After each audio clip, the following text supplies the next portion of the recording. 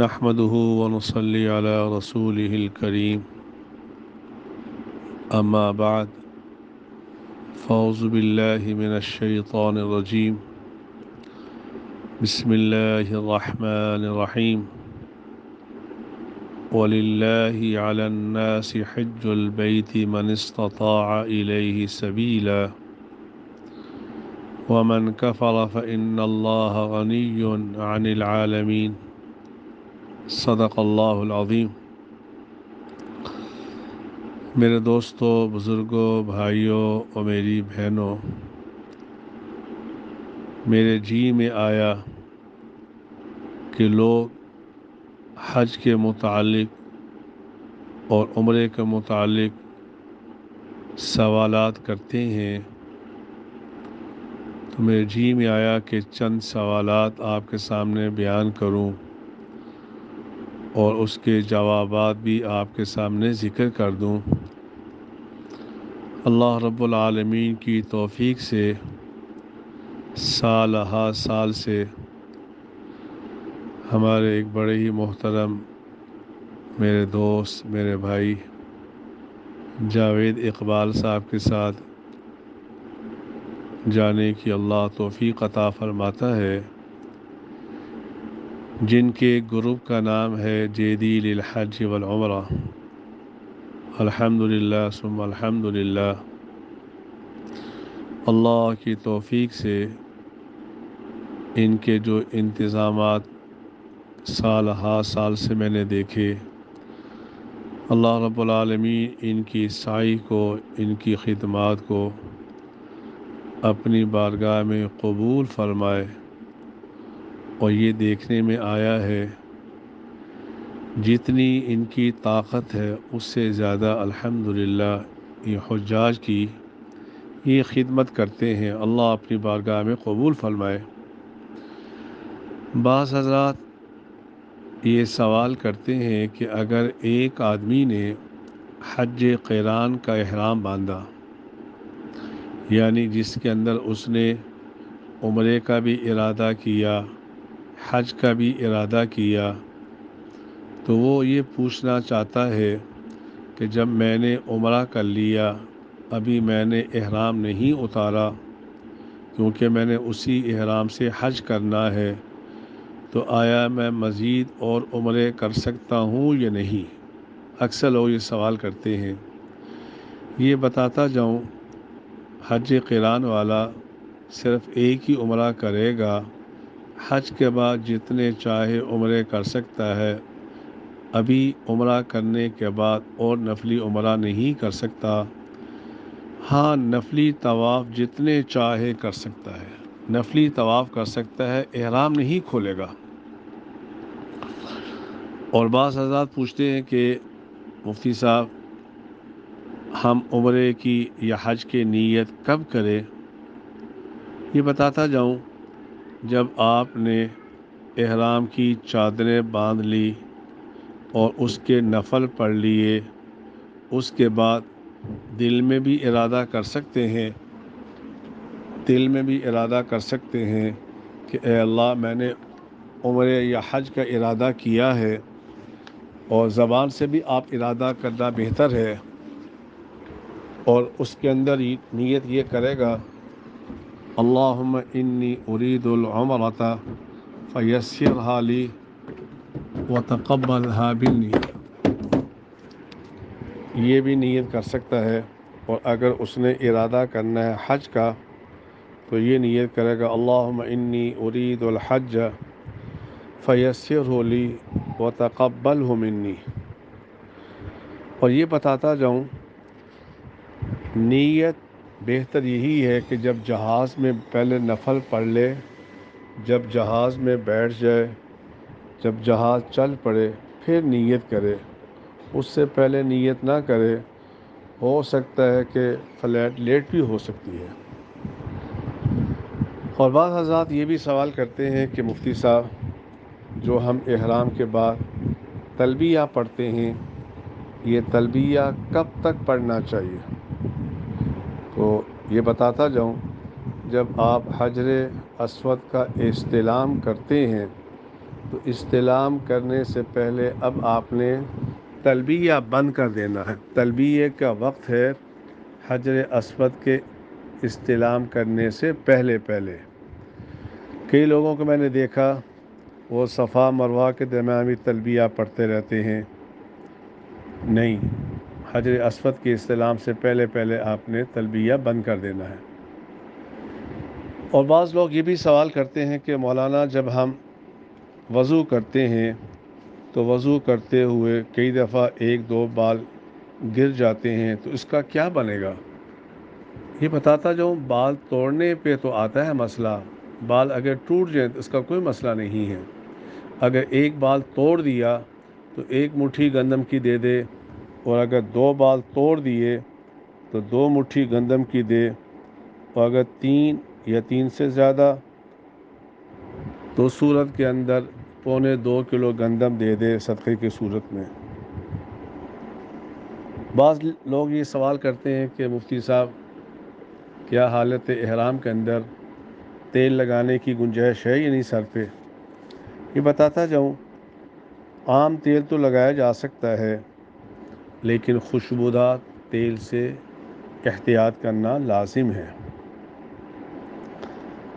اور بعض لوگ یہ بھی سوال کرتے ہیں کہ اگر ایک آدمی طواف شروع کرتا ہے لیکن اصطباء کرنا یعنی اپنے دائیں کندھے کو کھولنا بھول جائے تو اس نے پورا عمرہ کر لیا، تو آیا اس پہ کوئی دم شم تو نہیں ہے؟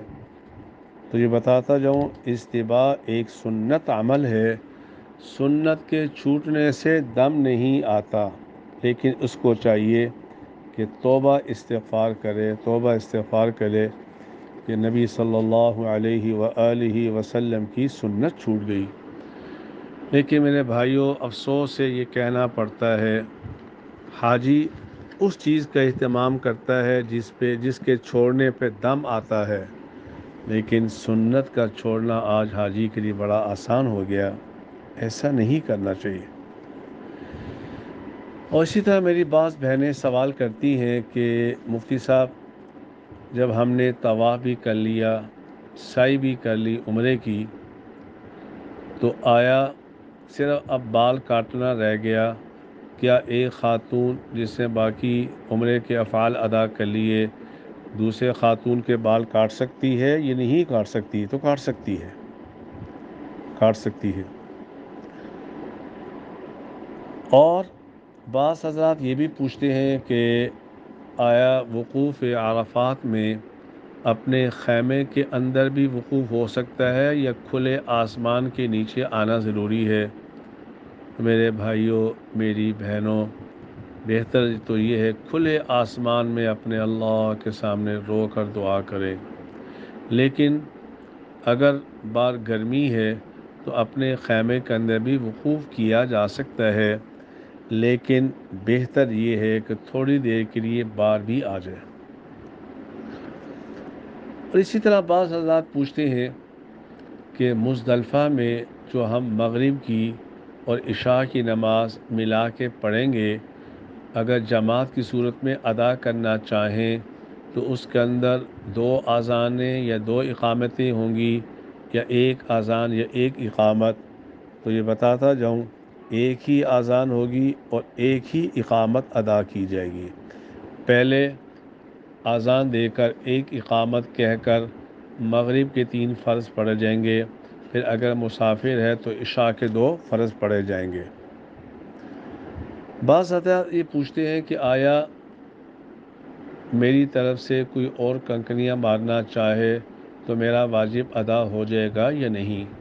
اس لیے میری بہنوں سے، بھائیوں سے التماس ہے، جو شخص کھڑے ہو کر خود نماز پڑھ سکتا ہے، چل پھر سکتا ہے، اس کو تو اپنی رمی خود ہی کرنی پڑے گی، شیطان کو خود ہی مارنا پڑے گا، ورنہ اگر کسی سے کروا دیا تو اس پہ دم آئے گا۔ لیکن اگر ایک آدمی ایسا مریض ہے، دل کا مریض ہے، وہ ہجوم کے اندر جا سکتا ہی نہیں، ڈاکٹروں نے منع کر دیا، اس کی جان کا خطرہ ہے، یا چل پھر نہیں سکتا، تو ایسے آدمی کی طرف سے اگر کسی اور نے رمی کر دی تو اس سے اس کا واجب ادا ہو جائے گا، اس پہ دم نہیں آئے گا۔ بعض حاجی یہ بھی پوچھتے ہیں کہ مفتی صاحب حاجی کے ذمے کتنی قربانی ہے؟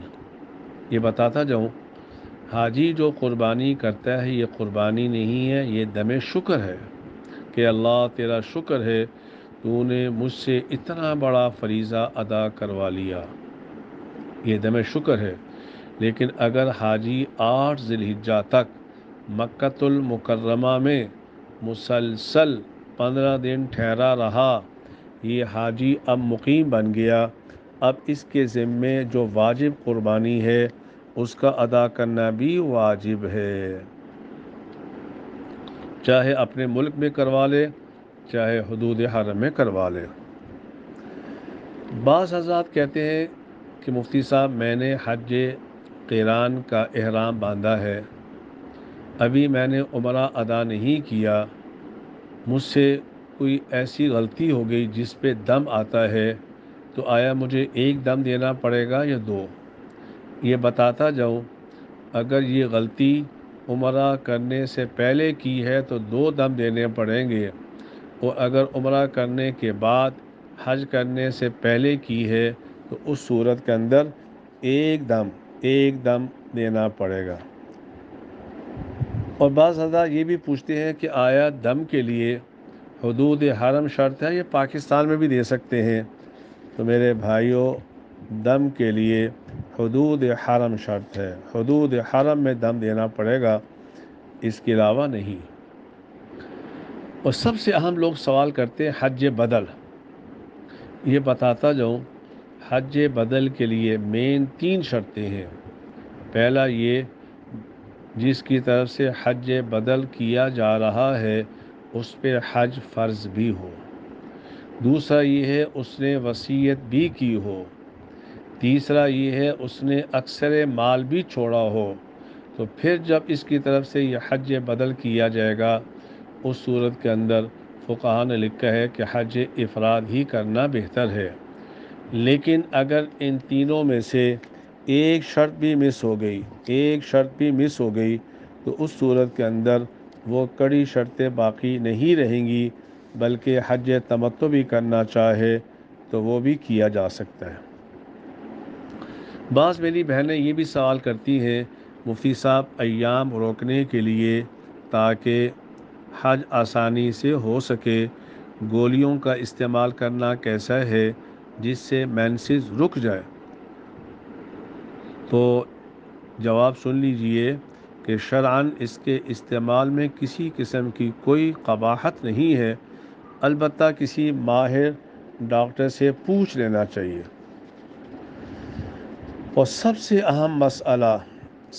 اہم مسئلہ ہمارا جو گروپ ہے، جیسے کہ اس میں یہ ہوتا ہے کہ حج کے اگلے دن واپسی ہوتی ہے، تو اب جو خواتین اگر اس دوران ان کو مینسز آ گئے اور مینسز 3 سے 5 7 دن بھی چل سکتے ہیں، اب واپس آنا ہے اور طواف زیارت کے بغیر تو حج ہوتا ہی نہیں ہے، اب وہ کیا کریں؟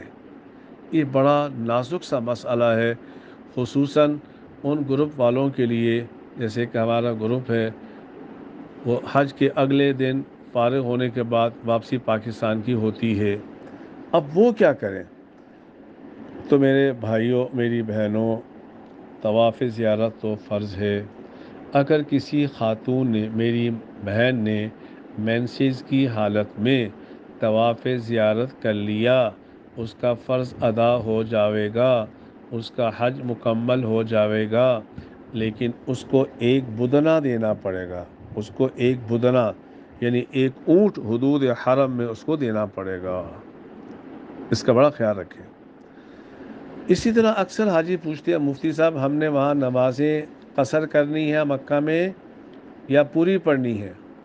تو یہ بتاتا جاؤں، اگر جیسے کہ ہمارا گروپ جاتا ہے اس کے اندر عموماً لوگ مسافر ہی ہوتے ہیں، اگر 8 ذی الحجہ تک کسی حاجی کے 15 دن مکۃ المکرمہ میں بن گئے تو ایسا حاجی مقیم ہے، مکہ میں بھی پوری پڑے گا، مینا کے اندر بھی پوری پڑے گا، مزدلفہ میں بھی پوری پڑے گا، عرفات میں بھی پوری پڑے گا۔ لیکن اگر 8 ذی الحجہ تک 15 دن نہیں بنتے تو وہ مسافر ہی ہے۔ اکثر لوگ کہتے ہیں مفتی صاحب آیا مدینۃ المنورہ میں 40 نمازوں کا پڑھنا۔ میرے بھائیوں، یہ نہ کوئی فرض ہے نہ یہ واجب ہے، بلکہ اس کی فضیلت ہے۔ اور یہ بتاتا جاؤں، مدینہ منورہ میں اپنے گروپ لیڈر صاحب سے بھی التماس کرتا تھا کہ مختصر قیام ہو 3-4 دن، تاکہ حاجی کے دل میں مدینہ کے آداب ملحوظ خاطر رہیں۔ میں نے دیکھا جب 8 دن ٹھہرتے ہیں تو اکثر حاجی پوچھتے ہیں کہ مفتی صاحب اب مکہ ہم نے کب جانا ہے؟ جب یہ جملہ کہتے ہیں تو مدینہ میں ناقدری کا ایک عنصر پایا جاتا ہے جس سے اجتناب کرنا بہت ضروری ہے۔ اور اکثر لوگ یہ بھی پوچھتے ہیں کہ آیا مفتی صاحب حالت احرام میں سگریٹ پینا کیسے ہے؟ یہ بتاتا جاؤں، سگریٹ پینا ویسے بھی مناسب نہیں ہے، ویسے بھی مکروہ ایک عمل ہے۔ چہ جائے کہ اللہ کے گھر میں، رسول اللہ صلی اللہ علیہ وسلم کی مسجد نبی میں سگریٹ پی کر جانا یہ تو ویسے بھی مناسب نہیں ہے، اس سے اجتناب کرنا چاہیے۔ اللہ رب العالمین ہمارے اس سفر کو اپنی بارگاہ میں قبول فرمائے۔ وآخر دعوانا ان الحمد للہ رب العالمین، الحمد للہ رب العالمین، الحمد للہ